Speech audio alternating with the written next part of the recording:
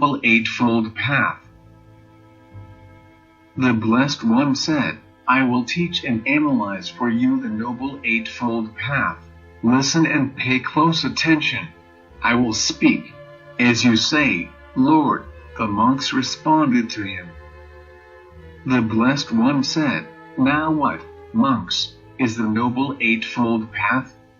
Right view, right intention, right speech, right action, right livelihood, right effort, right mindfulness, right concentration. And what, monks, is right view? Knowledge with regard to stress, knowledge with regard to the origination of stress, knowledge with regard to the stopping of stress, knowledge with regard to the way of practice leading to the stopping of stress. This, monks, is called right view. And what is right intention? Being resolved on renunciation, on freedom from ill will, on harmlessness. This is called right intention. And what is right speech?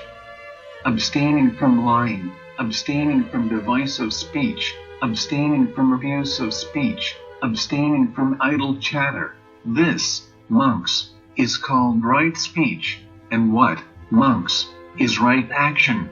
Abstaining from taking life, abstaining from stealing, abstaining from unchastity. This, monks, is called right action. And what, monks, is right livelihood? There is the case where a disciple of the Noble Ones, having abandoned dishonest livelihood, keeps his life going with right livelihood. This, monks, is called right livelihood. And what, monks, is right effort? 1. There is the case where a monk generates desire, endeavors, activates persistence, upholds and exerts his intention for the sake of the non-arising of evil, unskillful qualities that have not yet arisen. 2. He generates desire, endeavors, activates persistence, upholds and exerts his intention for the sake of the abandonment of evil, unskillful qualities that have arisen. 3. He generates desire, endeavors, activates persistence, upholds and exerts his intention for the sake of the arising of skillful qualities that have not yet arisen. 4.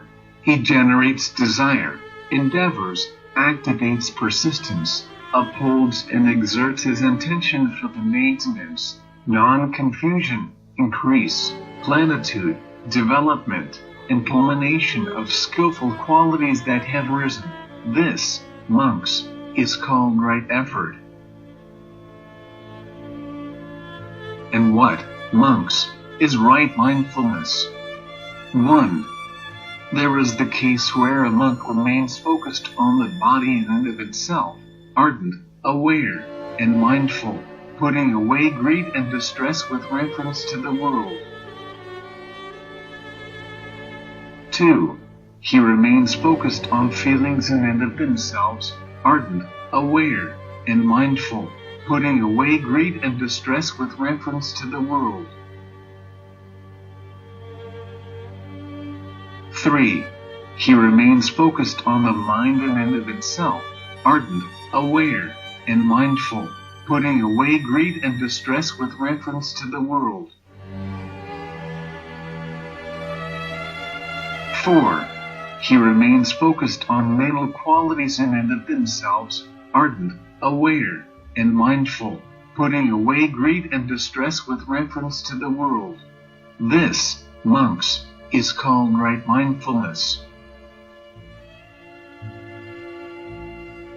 And what, monks, is right concentration? 1. There is the case where a monk, quite withdrawn from sensuality, withdrawn from unskillful mental qualities, enters and remains in the first jhana, rapture and pleasure born from withdrawal, accompanied by directed thought and evaluation. 2. With the stilling of directed thoughts and evaluations, he enters and remains in the second jhana, rapture and pleasure born of concentration, unification of awareness free from directed thought and evaluation, internal assurance. 3. With the fading of rapture, he remains equanimous, mindful, and alert, and senses pleasure with the body. He enters and remains in the third jhana, of which the noble ones declare, equanimous and mindful, he has a pleasant abiding. 4. With the abandoning of pleasure and pain, as with the earlier disappearance of elation and distress, he enters and remains in the fourth jhana, purity of equanimity and mindfulness, neither pleasure nor pain. This, monks, is called right concentration. That is what the Blessed One said. Gratified, the monks delighted at his words.